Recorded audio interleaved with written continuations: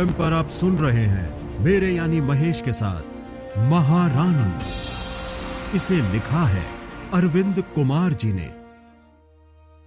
भाग 2। बाबा की ये सब बातें राजकुमारी को अभी भी समझ में नहीं आ रही थी। उसने कहा, आप ये सब क्या कह रहे हैं बाबा? हमें तो कुछ भी समझ में नहीं आ रहा। क्या तुम्हें सचमुच हमारी कही इन बातों में कुछ भी समझ में नहीं आया? नहीं बाबा, हमें तो बस इतना समझ में आ रहा है कि आपके अनुसार हमारा विवाह भारत के एक ऐसे बहुत बड़े प्रतापी राजा से होगा जिसका अभी दूर दूर तक कोई पता नहीं है। राजकुमारी की बातों को सुनकर बाबा ने कहा, बस अभी के लिए इतना समझना पर्याप्त है। बाकी जब तुम्हारी उससे भेंट होगी तब तुम सब समझ जाओगी। भेंट? लेकिन कब और कहां पर होगी भेंट बाबा? बहुत जल्द होगी, परंतु प्रथम भेंट में वो अपना वास्तविक परिचय तुम्हें नहीं देगा राजकुमारी। वास्तविक परिचय नहीं देगा तो हम उन्हें कैसे पहचानेंगे बाबा? राजकुमारी के सवाल पर बाबा कुछ नहीं बोले, बस मुस्कुरा कर रह गए। बाबा, कुछ तो बताइए ना। राजकुमारी ने दोनों हाथ जोड़कर विनती करते हुए कहा। इस पर बाबा ने मुस्कुराते हुए कहा, सुनो राजकुमारी, जो व्यक्ति तुम्हें जीवन में पहली बार पराजय का स्वाद चखाएगा, समझ जाना कि वो वही है। इतना कहने के बाद औघड़ बाबा ने अपनी आंखें बंद कर ली। देवगढ़ की सीमा से लगे हुए दो और महत्वपूर्ण राज्य थे, राजगढ़ और कालागढ़। राजगढ़ जहां देवगढ़ की दक्षिण सीमा से मिला हुआ था, तो कालागढ़ देवगढ़ की पश्चिम सीमा पर स्थित था। राजगढ़ एक बड़ा राज्य था, कालागढ़ उससे छोटा और देवगढ़ सबसे छोटा। राजगढ़ की महारानी सुमित्रा देवी और कालागढ़ की महारानी सुजाता देवी आपस में सगी बहनें थीं। कालागढ़ के राजा सुजान सिंह जी पिछले कुछ वर्षों से बीमार चल रहे थे। राजवैद्य ने बहुत इलाज किया, लेकिन कोई फायदा नहीं मिला। अपनी बीमारी से परेशान होकर महाराजा सुजान सिंह अपने इकलौते पुत्र राजकुमार प्रभात सिंह को राजा घोषित करने की सोच रहे थे, लेकिन तभी एक दुर्भाग्यपूर्ण घटना घट गई। राजकुमार प्रभात सिंह अपनी शिक्षा पूरी करने के बाद एक दिन कालागढ़ की पहाड़ियों पर स्थित अपनी कुलदेवी के दर्शन करके लौट ही रहे थे कि उस पहाड़ी रास्ते पर अचानक उनका घोड़ा बेकाबू होकर भागने लगा।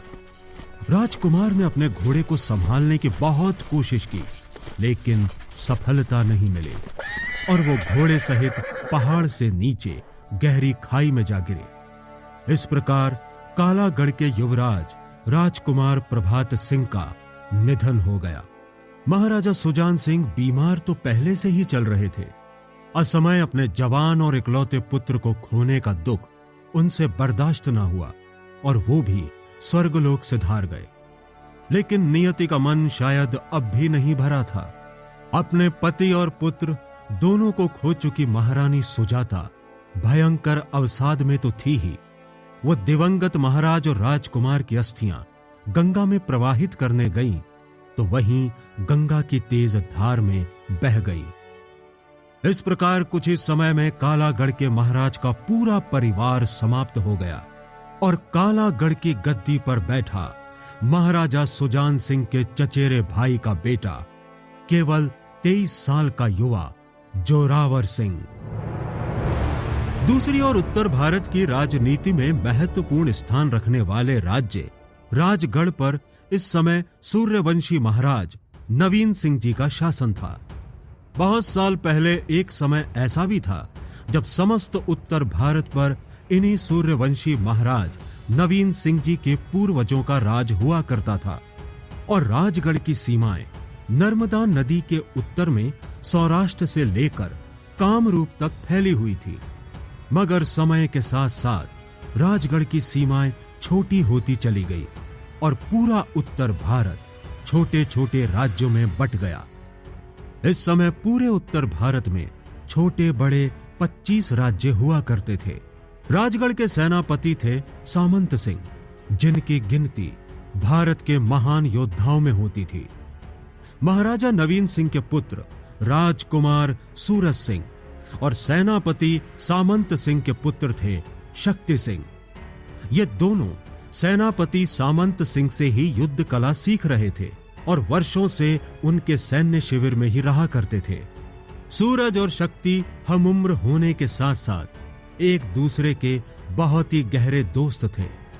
दोनों अब युवा हो चुके थे और सभी प्रकार की युद्ध कला में पारंगत भी हो चुके थे। राजगढ़ की पश्चिमी सीमा पर स्थित था गोलावन का वन प्रदेश, जो राजगढ़ का ही हिस्सा था। गोलावन में ही गोला महादेव का प्रसिद्ध मंदिर था, जिस पर राजगढ़ के महाराज नवीन सिंह जी की विशेष श्रद्धा थी। हर महाशिवरात्रि पर वहां विशेष पूजा हुआ करती थी और मेला भी लगा करता था। इस आयोजन की सारी व्यवस्थाएं और खर्च महाराजा नवीन सिंह जी ही उठाते थे और खुद भी वहां पूजा करने जाया करते थे। गोला वन प्रदेश में रहने वाले वनवासियों को भी गोला महादेव का गण माना जाता था और इसी कारण इन वनवासियों पर भी महाराज नवीन सिंह जी की विशेष कृपा थी। ना तो इन वनवासियों से कोई कर लिया जाता था और ना ही उनके वनवासी जीवन में किसी प्रकार का कोई हस्तक्षेप किया जाता था। महाराजा नवीन सिंह जी ने वहां रहने वाले वनवासियों को एक प्रकार से आजादी दे रखी थी, मगर उन वनवासियों को ना जाने किसने भड़का दिया कि इस बार की शिवरात्रि से पहले जब राजगढ़ के राज्य कर्मचारी मेला आयोजन की तैयारियां करने वहां पर गए तो वनवासियों ने एक साथ उनका विरोध करना शुरू कर दिया। राजगढ़ के कर्मचारियों को हार कर वापस लौटना पड़ा। अचानक सामने आई इस समस्या पर आज महाराज नवीन सिंह अपने सेनापति सामंत सिंह के साथ विचार विमर्श कर रहे थे। महाराज ने कहा, हमारी ये समझ में नहीं आ रहा सामंत सिंह जी कि इन वनवासियों को अचानक क्या हो गया है। हम उनसे कोई कर नहीं लेते, बल्कि उनके सुख दुख का पूरा ध्यान रखते हैं। उनके वनवासी जीवन में कोई हस्तक्षेप भी नहीं करते। एक तरह से वो वनवासी अपनी मर्जी के मालिक हैं। फिर उन्हें हमसे और हमारे राज्य से अचानक क्या समस्या हो गई? सेनापति सामंत सिंह ने कहा, महाराज मुझे तो ये लगता है कि इन वनवासियों को भड़काया गया है और ये सब गोलावन में जो कुछ भी हो रहा है ना महाराज, मुझे तो इसके पीछे राजगढ़ के किसी शत्रु का षड्यंत्र लग रहा है। महाराज ने कहा, अरे नहीं सामंत सिंह जी, वो भोले भाले वनवासी भला क्या षड्यंत्र करेंगे हमारे खिलाफ? सामंत सिंह ने कहा, महाराज वहां के वनवासी भोले भाले हैं, इसीलिए तो उन्हें किसी षड्यंत्र का मोहरा बनाना भी बहुत ही आसान है। महामंत्री सामंत सिंह जी की इस बात को सुनकर महाराज ने थोड़े चिंतित होते हुए कहा, तो अब हमें क्या करना चाहिए सामंत सिंह जी?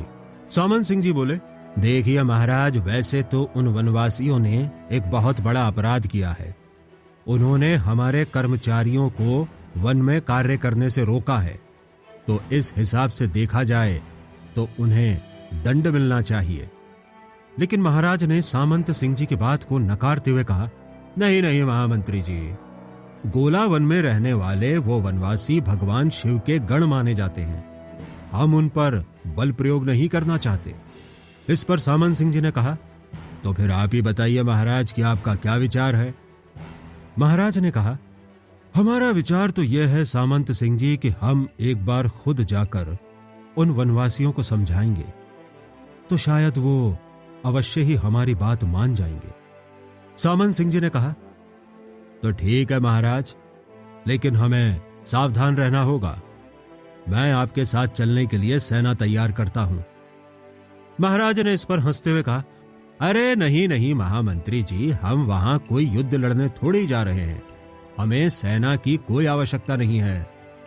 महाराज की यह बात सुनकर सामंत सिंह जी ने थोड़ा परेशान होते हुए कहा, लेकिन महाराज फिर भी हमें सावधान तो रहना ही होगा। महाराज ने कहा, अरे आप चिंता मत करिए सामंत सिंह जी, वो वनवासी बहुत ही भोले भाले हैं। हमारे समझाने पर वो अवश्य ही मान जाएंगे। लेकिन सामंत सिंह जी अभी भी महाराज की बात से पूरी तरह संतुष्ट नहीं थे। उन्होंने कहा, ठीक है तो महाराज, फिर मेरे साथ 100 विशेष अंगरक्षकों की एक टुकड़ी आपकी सुरक्षा में तैनात रहेगी। महाराज ने मना करते हुए कहा, अरे नहीं नहीं, इसकी क्या आवश्यकता है। नहीं महाराज, अब इस संबंध में आप और कुछ नहीं कहेंगे, इतनी सुरक्षा व्यवस्था तो आपके लिए रहेगी ही। अब महाराज को सामंत सिंह जी की बात माननी ही पड़ी। उन्होंने कहा, ठीक है सामंत सिंह जी, आप भले ही इस राज्य के सेनापति हैं, मगर आप जानते हैं कि आपको हमने हमेशा अपना छोटा भाई ही समझा है, और आपके बेटे शक्ति सिंह को हम हमारे बेटे सूरज सिंह से कम प्रेम नहीं करते। महाराज की बात सुनकर सेनापति सामंत सिंह ने कहा, यह तो आपका बड़प्पन है महाराज। तभी महाराज ने कुछ याद करते हुए सामंत सिंह से पूछा, अच्छा सेनापति जी, आपको याद है ना कि राजकुमार सूरज के जन्म के समय राज ज्योतिषी ने हमें बताया था कि राजकुमार की कुंडली में चक्रवर्ती सम्राट बनने का योग है। सेनापति सामंत सिंह ने कहा, जी हाँ महाराज, मुझे अच्छी तरह से याद है। इस पर महाराज ने आगे कहा, और उसके 1 महीने बाद जब आपके पुत्र शक्ति सिंह का जन्म हुआ तो हमने उनकी भी कुंडली बनवाई थी, जिसे देखकर राज ज्योतिषी ने बताया था कि वो बड़ा होकर भारत का एक बहुत बड़ा और महान योद्धा बनेगा। और फिर हमारे ही आदेश से उन दोनों बालकों को बचपन में ही आपके सैन्य शिविर में भेज दिया गया, ताकि ये दोनों बालक आपके द्वारा प्रशिक्षित होकर हर प्रकार की युद्ध कला में प्रवीण हो जाएं। महाराज की बात सुनकर सेनापति सामंत सिंह ने कहा, जी हाँ महाराज, ये बात मुझे अच्छी तरह से याद है। तो ठीक है सेनापति जी, अब आप हमें यह बताइए कि हमारे बेटे सूरज और आपके बेटे शक्ति की शिक्षा कैसी चल रही है। सेनापति ने कहा, उन दोनों के बारे में तो मैं आपको पहले भी कई बार बता चुका हूं महाराज। इस पर महाराज ने मुस्कुराते हुए कहा, हाँ सेनापति जी, हम जानते हैं, मगर हम फिर से सुनना चाहते हैं। इन दोनों सूरज और शक्ति के बारे में आप जब भी हमें बताते हैं तो हमारा खून बढ़ जाता है, हमारे भीतर एक नया जोश पैदा होने लगता है। महाराज की इच्छा को जानकर सेनापति सामंत सिंह ने कहा, तो फिर ठीक है महाराज, सुनिए, आपके ये दोनों लाडले सूरज और शक्ति अपने आप में अद्भुत हैं। विलक्षण प्रतिभा के धनी मेरे ये दोनों शिष्य कभी भी केवल मेरे द्वारा सिखाए गए ज्ञान के भरोसे संतुष्ट होकर नहीं बैठते। ये दोनों मेरे द्वारा दी गई शिक्षा का तरह तरह से अभ्यास करते हैं, उसमें नए नए प्रयोग और अनुसंधान भी करते हैं। और महाराज, इतने से भी जब इन दोनों का मन नहीं भरता तो ये दोनों खोज खोज कर युद्ध कला से संबंधित पुस्तकें पढ़ने लगे हैं, फिर उन पुस्तकों में वर्णित कौशलों का अभ्यास करते हैं। और इस प्रकार महाराज, भारत भर में युद्ध कला से संबंधित जितना भी ज्ञान है, उस ज्ञान को सूरज और शक्ति दोनों वर्षों पूर्व घोलकर पी चुके हैं। युद्ध कला इन दोनों की नस नस में बहती है। हमारा दावा है महाराज, इस समय पूरे भारत में कोई ऐसा योद्धा नहीं है जो इन दोनों के सामने युद्ध में ठहर सके। सेनापति की बात सुनकर महाराज ने बहुत ही खुश होते हुए कहा, तो इसका मतलब राज ज्योतिषी ने इन दोनों की कुंडली को देखकर जो कुछ भी बताया था वो एकदम सच हो सकता है। जी हां महाराज, ऐसा ही होगा। इन दोनों में वो क्षमता है कि ये राजगढ़ की सीमाओं का विस्तार भारत के अंतिम छोर तक कर सकते हैं। मैंने तो आपसे कई बार कहा है महाराज कि इन दोनों को आप सैन्य अभियानों पर भेजना शुरू कर दीजिए। सूरज और शक्ति ये दोनों बहुत ही अद्भुत योद्धा हैं और आपको अद्भुत परिणाम देंगे। लेकिन महाराज ने सेनापति सामंत सिंह की बात से इनकार करते हुए कहा, नहीं नहीं सेनापति जी, हमें कोई जल्दी नहीं है। आने वाली गुरु पूर्णिमा पर जब ये दोनों सूरज और शक्ति विधिवत अपनी शिक्षा पूरी करके 25 साल के हो जाएंगे, तभी हम इन्हें अपनी सेना की कमान सौंप देंगे। और हमें पूरा विश्वास है कि यही दोनों एक दिन राजगढ़ को उसका खोया हुआ गौरव वापस दिलवाएंगे। अच्छा सेनापति जी, कल गोलावन की समस्या का समाधान करने के बाद हम सूरज और शक्ति से मिलने जाएंगे। हमारी इन दोनों से मिलने की इच्छा अब बहुत ही तीव्र हो रही है। उत्तर भारत का यह सत्ता संघर्ष बड़ा ही भीषण और रोमांचकारी होने वाला है। इसमें चाल पर चाल चली जाएगी, षड्यंत्र रचे जाएंगे, युद्ध लड़े जाएंगे और इन सब के बीच पनपेगी एक प्रेम कहानी। तो अब आगे और क्या क्या होगा, यह जानने के लिए सुनते रहिए रहस्य और रोमांच से भरी हुई हमारी ये कहानी महारानी का अगला भाग।